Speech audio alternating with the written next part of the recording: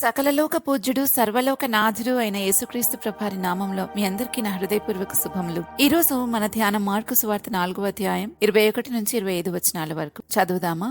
21వ వచనం. మరియు ఆయన వారితో ఇట్లా నేను దీపము దీపస్తంభం మీద నుంచబట్టుకే కాని కొంచెం క్రింద నన్ను మంచం క్రింద నన్ను నుంచబట్టుకు తేబడదు కదా. 22వ వచనం. రహస్యమైనదేదైనను తేటపరచబడకపోదు, బయలుపరచబట్టుకే కాని ఏదియూ మరుగు చేయబడలేదు. 23. వినుటకు చెవుల వెనుకైనా ఉండినడలా వాడు వినుగాక. 24. మరియు ఆయన మీరేం వింటున్నారో జాగ్రత్తగా చూచుకునుడి. మీరెట్టి కొలతతో కొలుతురో మీకును అట్టి కొలతతోనే కొలవబడును, మరి ఎక్కువగా మీకు ఇయ్యబడును. 25వ వచనం. కలిగిన వానికి ఇయ్యబడును, లేని వానికి కలిగినది వాని యొద్ద నుండి తీసివేయబడనని వారితో చెప్పెను. ఇక్కడ 21వ వచనంలో ప్రభు మనకు చెప్పిన దీపము ఆయన వాక్యాన్ని గురించి. ఆయన వాక్యమే మనకు దీపము. అందుకే వినడాన్ని గురించి కూడా తర్వాత వచనాల్లో ఆయన చెప్తూ ఉన్నారు.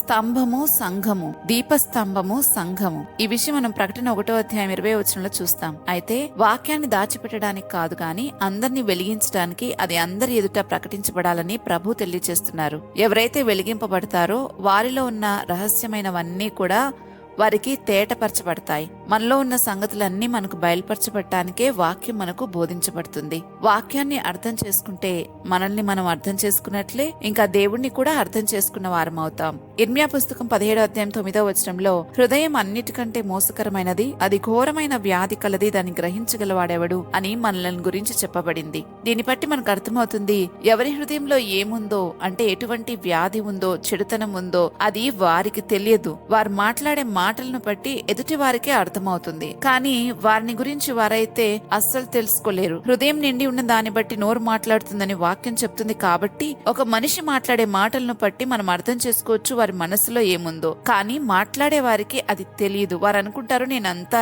రైట్ గానే ఉన్నాను అని. వాక్యం చదివి మనం వాక్యంలో చెప్పబడినట్లుగా అలా ఉన్నామో లేదో చెక్ చేసుకుంటే తెలిసిపోతుంది మన హృదయంలో ఏముందో.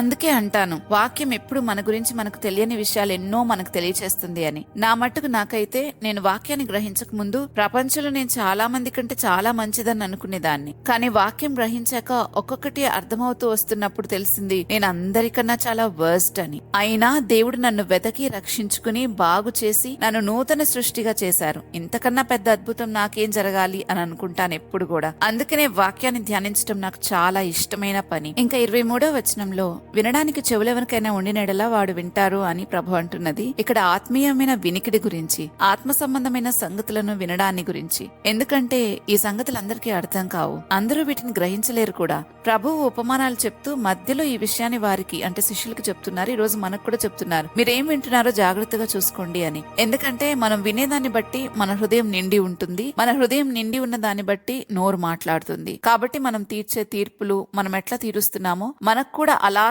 తీర్చబడుతుందని, ఇంకా ఎక్కువే తీర్చబడుతుందని చెప్పడానికి ప్రభు అంటున్నారు మీరెట్టి కొలతతో కొలుతురో మీకును అట్టి కొలతతోనే కొలవబడును, మరి ఎక్కువగా మీకు ఇయ్యబడును అని ప్రభు అంటున్నారు. ఇంకా 25వ వచనంలో కలిగిన వానికి ఇయ్యబడును, లేని వాని ఎదురు నుండి కలిగినది తీసివేయబడును అని ప్రభు అంటున్నారు. దీన్ని అర్థం చేసుకోవాలంటే సామెతల పుస్తకం 10వ అధ్యాయం 14వ వచనంలోని వాక్యాన్ని మనం చదివితే కొంత మట్టుకు మనకు అర్థమవుతుంది. జ్ఞానులు జ్ఞానాన్ని సమకూర్చుకుంటారు అని రాయబడింది అక్కడ. అంటే కలిగిన వారు ఇంకొంచెం సమకూర్చుకుంటారని, లేనివారు ఉన్నదాన్ని కూడా పోగొట్టుకుంటారు. ఇంకా సామెతల 9వ అధ్యాయం 9వ వచనంలో కూడా జ్ఞానం కలవానికి ఉపదేశం చేయగా వాడు మరింత జ్ఞానం పొందును అని. అలాగే గ్రహించగలిగిన వాడు ఇంకా ఎక్కువ గ్రహించుకోవడానికి ప్రయత్నం చేస్తాడు. పరిశుద్ధాత్మ శక్తిని పొందుకున్నవాడు ఇంకా ఎక్కువ పొందుకుంటాడు. ఇలా ఏదైతే కలిగి ఉంటారో అది ఇంకా ఇంకా పొందుకోవాలని తలాంతులైనప్పటికీ కూడా ఇవ్వబడిన వాటిని ఎవరు వాటిని వృద్ధి చేసుకుంటారో వారికి ఇంకా ఇంకా ఇవ్వబడతాయని వాక్యం సెలవిస్తా ఉంది. ఎవరైతే వాడకుండా తలాంతులను పాతి పెడతారో వారి దగ్గర నుండి ఉన్నది కూడా తీసివేయబడుతుందని మత్తయి సువార్త 25వ అధ్యాయంలో చెప్పబడింది. కాబట్టి మనం దేవుని వాక్యాన్ని అర్థం చేసుకుని దాని ప్రకారం బ్రతికే కొంది మనము అంతకంతకు విశ్వాసాన్ని పొందుకుంటాం. ఒకవేళ అలా బ్రతకలేకపోతే ఉన్న విశ్వాసాన్ని కూడా పోగొట్టుకుంటాం. మరి మనకు కలిగిన వాటితో మనం ఏం చేస్తున్నామో ఆలోచించుకుంటే తెలుస్తుంది మనం ఏ స్థితిలో ఉన్నామో. అందరూ అభివృద్ధి చెందాలనేది ప్రభు యొక్క ఆశ. ఆయన అభివృద్ధిని కాంక్షించే దేవుడు. కాబట్టి ఎవరైనా అభివృద్ధిలో లేకుండా ఇంకా వెనకబడిపోయి ఉండుంటే ఎక్కడ ఆగిపోయామో చూసుకొని ప్రార్థన చేసుకుంటే తప్పకుండా దేవుడు మనల్ని ఆ స్థితిలో నుంచి విడిపించి ముందుకు నడిపిస్తారు. ప్రార్థించుకుందామా.